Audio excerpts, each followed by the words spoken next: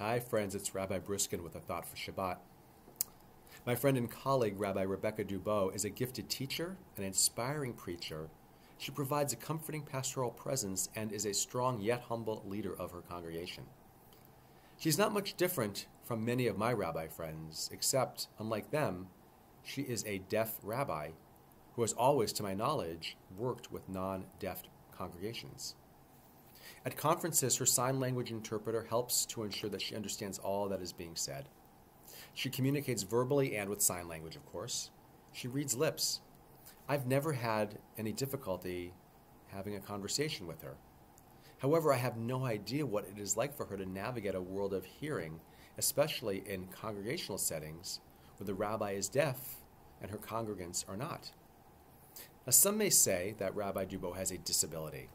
Now, I'm not sure if she sees it that way. Her abilities are simply different from mine. Yet, because we live in a world of hearing and sighted individuals, there will always be some facets of life that are easier for me to navigate. Now, had Rabbi Dubow or any rabbi who is deaf or blind lived during the priesthood thousands of years ago, they would have been disqualified from service because of their disability. This week's Torah portion, called Tetzaveh, describes ornamental clothing that the priest would wear, followed by their ordination as priests, which includes the sacrifice of a bull and a ram. One feature of any animal sacrifice, and also of those who are to serve as priests, is that they must be perfect and without blemish. Any real or perceived defect on an animal or a person would disqualify the animal from being sacrificed or the person from being ordained as a priest who would serve and lead the ancient Israelites. A series of verses later in the text describe the various defects that disqualify a person from priestly service. Now, we live in a very different world today. Rabbis are deaf or blind. Some use wheelchairs or wear leg braces. Many have less visible disabilities, many of which affect their mental health. Now, while none of these rabbis would have been eligible to serve thousands of years ago, these rabbis today, our modern-day priests, serve congregations and the Jewish community with tremendous skill, grace, and empathy.